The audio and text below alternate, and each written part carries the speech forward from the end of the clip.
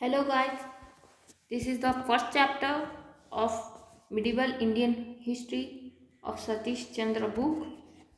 I have previously covered the three main empire after Harsha and Gupta kingdoms, that was Pala, Pallavas and Kutas. In this class, I will be covering the political ideas and organization of first chapter. So let's start it. The system of administration in these empires means Palas, Pallavas and sorry, it was not Pallavas, it was Palas, Pratiharas and Rashtrakutas, was based on the ideas and practice of Gupta Empire and Harsha Kingdom in the north and Chalukyas in the Deccan. So their political ideas and organizations are basically based on the ideas of Guptas, Harshas and Chalukyas. As before, the monarch was the center of all affairs.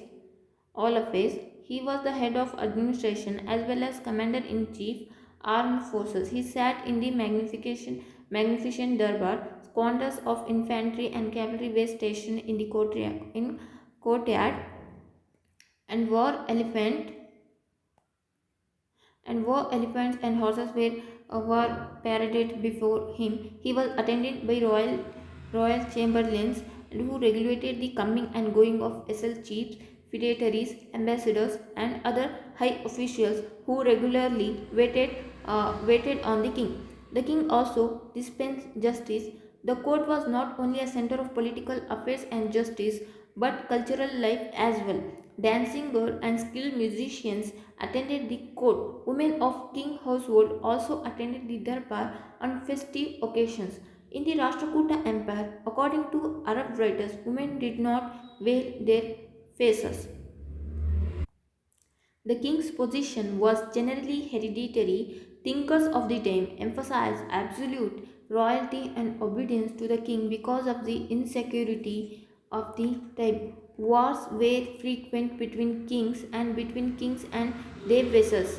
While kings strove to maintain law and order within the kingdoms, their arms rarely extended far enough.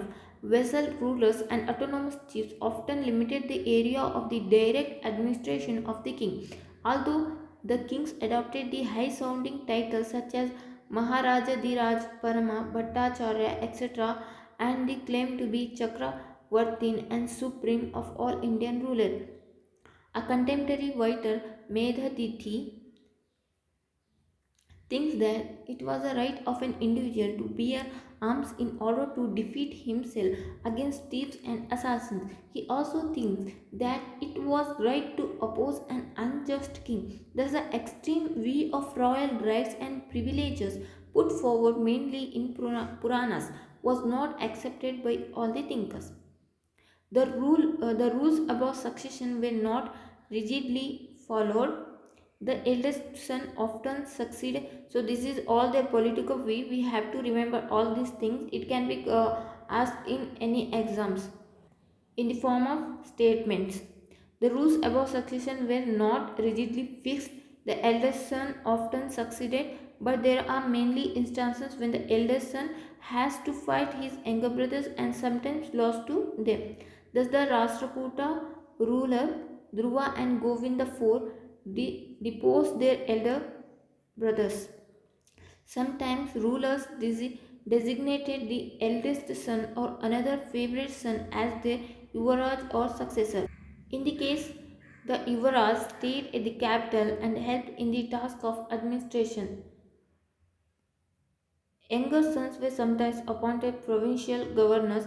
Princes were lately appointed to government posts, but we do have an instances when Rashtrakuta Princess Chandrobalabbe, the daughter of Amogavarsha I, administered the Raichur Dwarf was.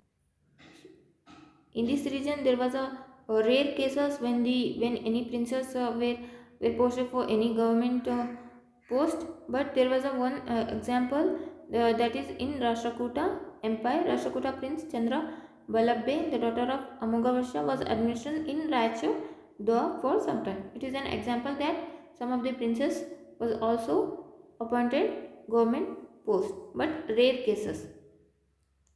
Kings were generally advised by a number of ministers. The ministers were chosen by the king, generally from the leading families.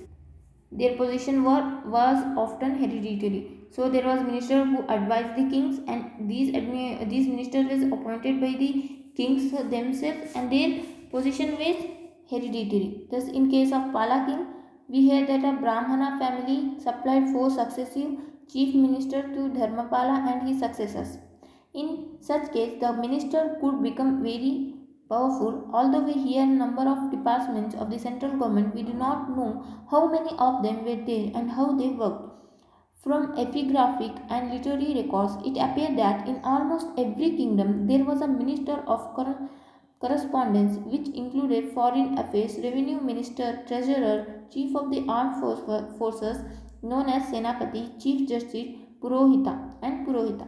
More than one post could be combined in one person, and perhaps one of the ministers was considered the chief and the leading minister on whom the king leaned more than the others.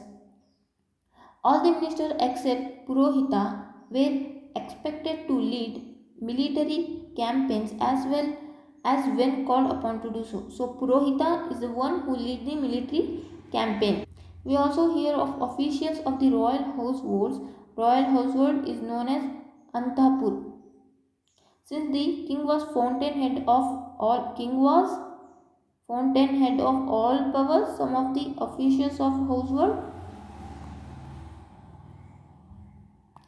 some of the official officers of household became very powerful. So king was fountain of all powers. He was advised by many ministers appointed by him, and they are basically from hereditary. The armed forces or military campaign were led by Purohita. The armed forces were very important for the maintenance and expansion of the empire. We already cited evidence from the Arab travelers that the Pala, Pratihara, Rashtrakuta kings had large and well organized infantry, cavalry, large number of war elephants. Elephants were supposed to be elements of strength and greatly prized. The largest number of elephants were maintained by Pala kingdom. So largest number of elephants were maintained by Pala kings. Large number of horses were imported both by Rashtrakuta and Pratihara kings by the sea from Arab and West Asia, and over land from Khorasan, East Persia and Central Asia. The Pratihara kings are believed to have had the finest cavalry in the country. There are no reference to war chariots which had fallen out of use. Some of the kings, especially Rashtrakutas, had a large number of forts. They also had large number of forts. They were garrisoned by special troops had their own independent commanders. The infantry consists of regular and irregular troops and of levies provided by vassal chiefs.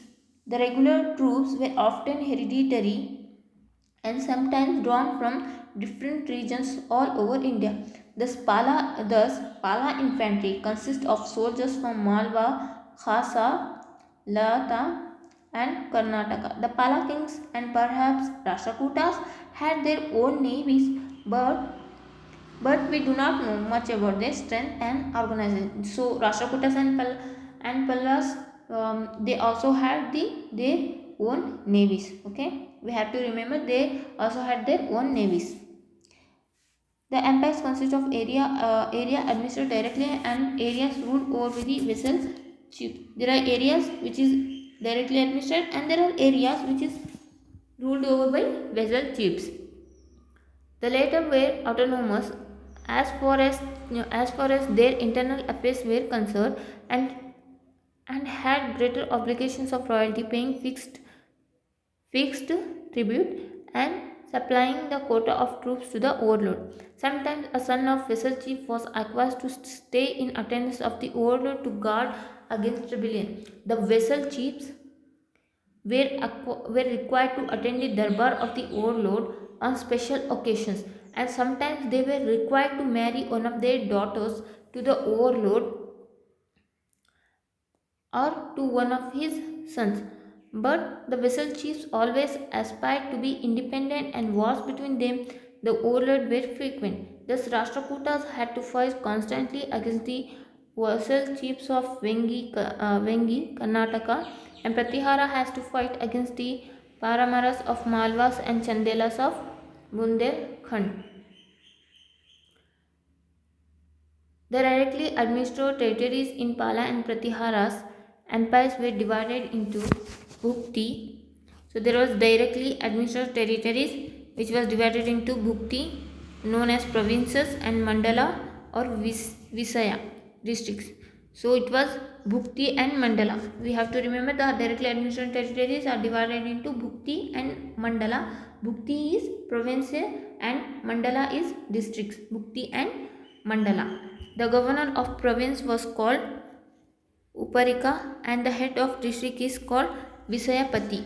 Uparika and Visayapati. It was Bhukti and Mandala. Bhukti was controlled by Uparika and Mandala was controlled by Visayapati. Uparika is for Bhukti. Uparika was expected to collect land, revenue and maintain law and order with the help of army. Though Visayapati was expected to do the same with his jurisdiction. So they need to collect land revenue and maintain law and order with the help of army. During the period there was an increase of smaller chieftains called Samantas or Bhogapatis. Samantas or Bhogapatis are the smaller chieftains who dominated over the number of villages. The Visayapatis and their smaller chiefs tended to merge with each other and later on the word Samanta began to be used indiscriminately for the both of them. So Samanta, later the word Samanta was began to be used for both Visayapati and smaller chiefs. Smaller chiefs are known as Samantas, but later Vishayapatis are also called as Samantas. I will continue the next in next class. Thank you.